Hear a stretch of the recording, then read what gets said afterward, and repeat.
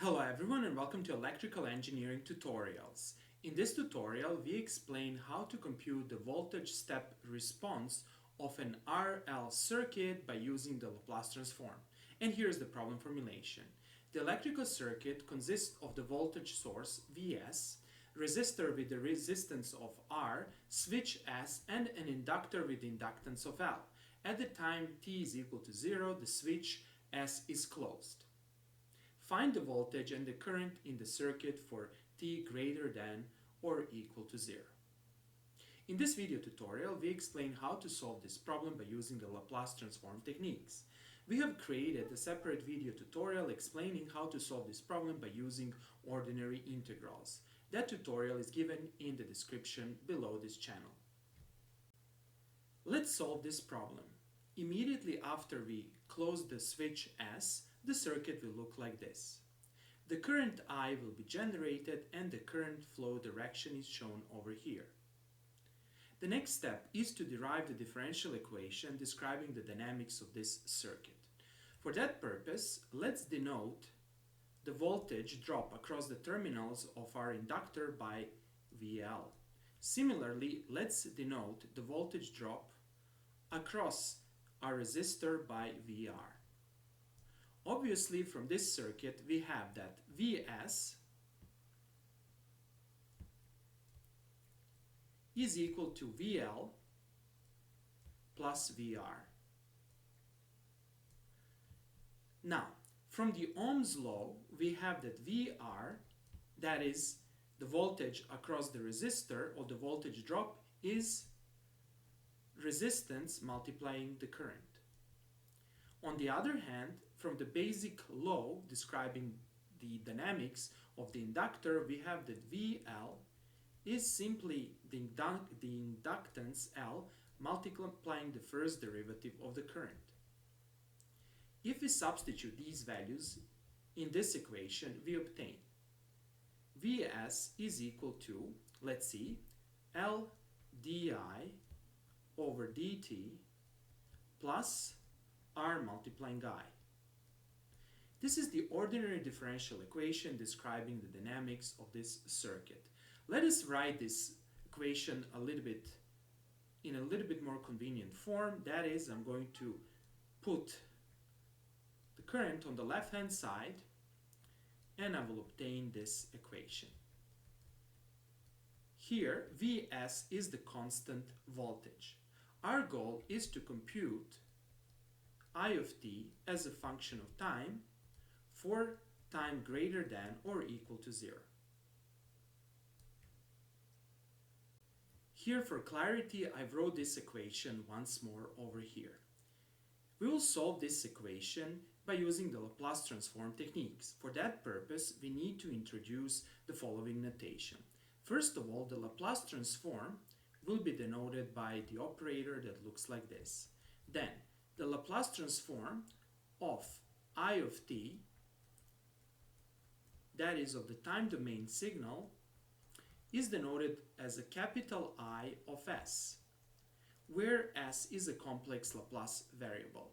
Similarly, the Laplace transform of the constant signal V of s is denoted by capital Vs of s. Next, we need to recall the formula for computing the Laplace transform of the first derivative. The Laplace transform of the first derivative is Laplace transform of the first derivative of current with respect to time is S multiplying the Laplace transform of the current, denoted by capital I of S, minus initial condition in the time domain. Here, in this circuit, we assume that the initial current is not equal to 0. Later on, we are going to simplify this assumption or relax it.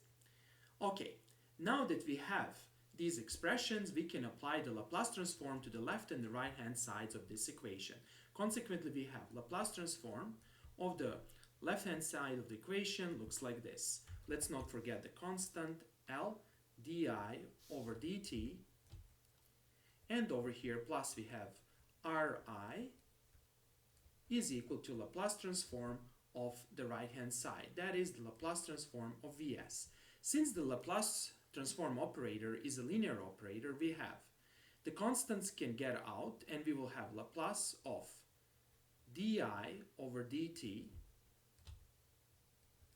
Then over here we will have Laplace transform, or better to say, first we have the constant r multiplying Laplace transform of I, that is of the time domain signal, and Laplace transform of Vs is capital Vs of s. Next, let's substitute this formula in this equation. Consequently, we have L multiplying the following: S I of s minus I0 plus R multiplying I is, or here we have to be very careful since we have the Laplace transform of the current denoted by capital I is equal to Vs of s. Okay.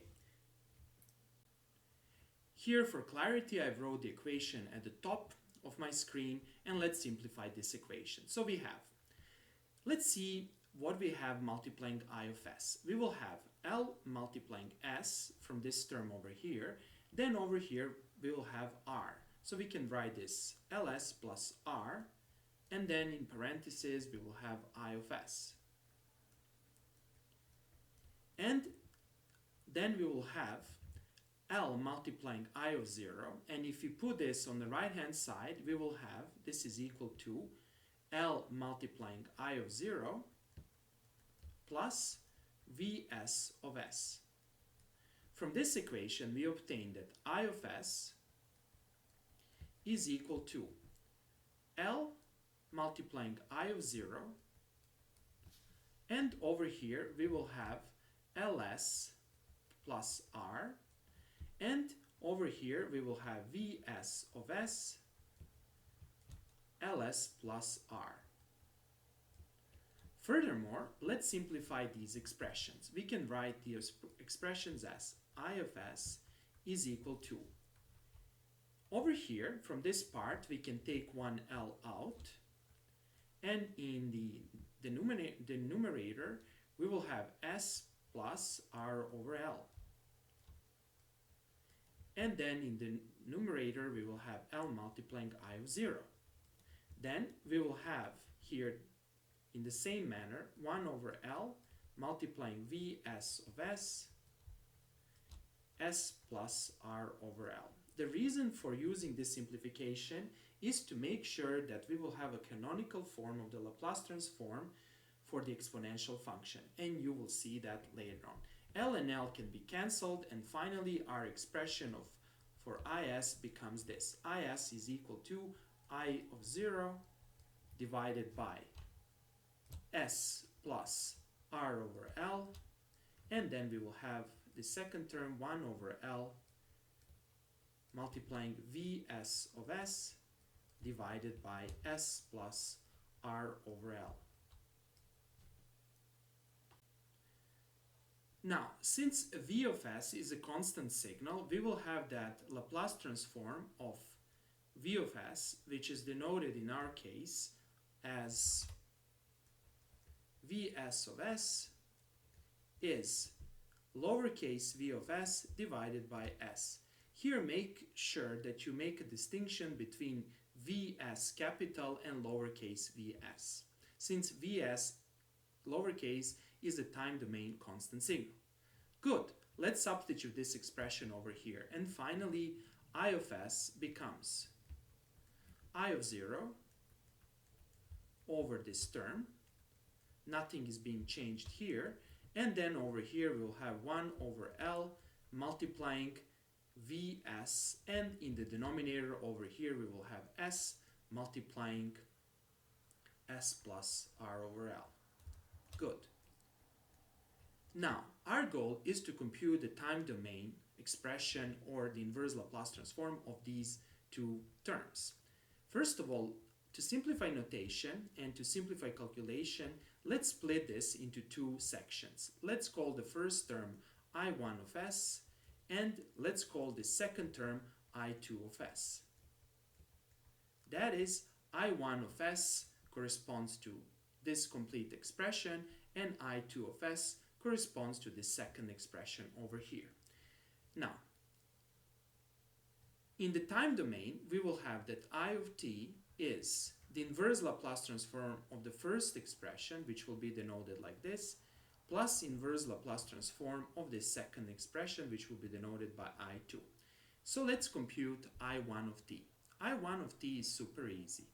I1 of t is basically inverse Laplace transform of I1 of s, and let's see what is this expression. Over here, we will have I0, which is actually a constant out of the inverse Laplace transform, stays constant, and to compute this expression, we need to record the basic formula for the Laplace transform. Namely, over here, we know that the Laplace transform of e to the power at, where a is a constant, becomes 1 over s minus a. By using this formula and recognizing that in our case a is minus r over L, we will have over here e to the power a, which is in our case minus r over L t. And this is the first part. Next, we need to compute the inverse Laplace transform of E2 to compute time domain E2. Here is the second term. This second term can be written like this: Vs over L, and over here we will have 1 over S multiplying S plus R over L. Now, to compute this inverse Laplace transform, in order to obtain the time domain signal, we will need to compute the inverse Laplace transform of this term over here. To do that, we will use partial fraction expansion. Consequently, let's write this term like this. By using partial fraction expansion, we can write this term as a over s plus b over s plus r over L. Next, by using the partial fraction expansion formula, a becomes this expression over here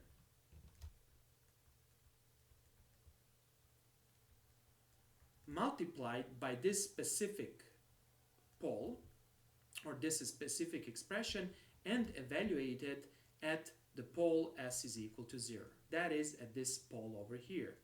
And then we will have as the result, this term and this term will cancel. S becomes 0. We will simply obtain L over R.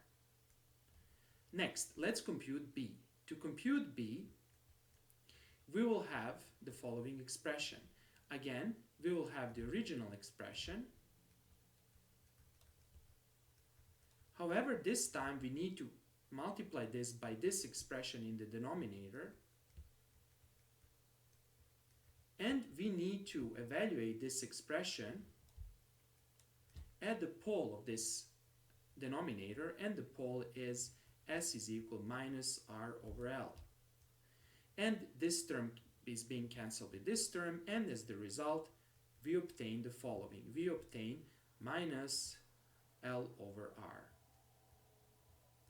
And that's it. Okay, now we need to substitute back these constants, and we will obtain this thing. Instead of a, we can write L over R, multiplying here 1 over s, and let me just close this thing here, plus, over here we will have, instead of b, that is, we will have a negative sign, minus L over R, multiplying 1 over, let's just write it like this, 1 over s plus r over L. Okay, that's it, and let's continue further. Substituting this expression, that is the right-hand side, in the original equation, we have that I2 of s becomes Vs over L. We can multiply the terms, and let's see what do we have. So we will have 1 over L, and we will have Vs. So once we do that, the first term will become Vs over R, multiplying 1 over s. Then the second term will become minus, again L and L can be cancelled, we will have Vs over R. And this is logical since this has the unit of current, Vs over R, by using the Ohm's law. And then we will have multiplying 1 over S plus R over L. Okay, now in both cases we have the canonical form. To compute the inverse Laplace transform, we can use a simple formula since the inverse Laplace transform of a constant is that constant multiplying 1 over S, so we know that the inverse Laplace transform of this term is a constant. Consequently, we can write I2 of t is simply a constant Vs over R. Then over here, we have the constant goes out of the Laplace transform, and this is the canonical form. Recognizing that in our case, A is minus R over L, we will have e to the power minus R over L multiplying time. And that's it. And finally, our expression for the current becomes I of t is I1 of t plus I2 of t, and this becomes I0 multiplying e to the power minus R over L t, and then we have plus Vs over R, and we have here minus Vs over R multiplying e to the minus R over L t. And here's our final expression. It looks really, really nice. Let's now make a few simplifications. Let's assume the initial value of the current is 0, and consequently our value of current at the time t becomes Vs over R minus Vs over R multiplying e to the power minus R over L t. Let's analyze and let's verify the accuracy of this expression. First of all, let's see what happens when time goes to infinity. When time goes to infinity, this second term over here goes to 0. This is because e to the power minus RL when t goes to infinity goes to 0, and consequently the current at infinity becomes simply Vs over R. And let's see if this is correct. Namely, what happens in infinity or at infinity? The current I becomes constant. Do you remember at the beginning of video tutorial that we said that the voltage is di over dt, and this is the voltage across the inductor. When the current becomes constant, this voltage becomes 0. That is, the voltage drop from plus to minus terminal is basically 0, which means that this inductor acts as a short. Consequently, our circuit will look as an ordinary circuit without this inductor, just a straight line like this, without this inductor. Consequently, according to the Ohm's law, current, which is constant, is simply the voltage over the resistance, and that's precisely what we obtained. And finally, let's show the time diagram of this response. On the x-axis, let's plot time, and on the y-axis, let's plot the current I of t. Let's see what happens at 0. At 0, this expression obviously becomes 1, and we start from 0. That is, we start from here. And let's use a different color to denote the values. At infinity, we go to this asymptote, which I will denote by a dashed line like this. And this is Vs over R. And consequently, since this is a first order system, we will have a response that looks like this. The response will asymptotically approach this horizontal asymptote Vs over R. And that's it. Okay, that's all for today, and thanks for watching.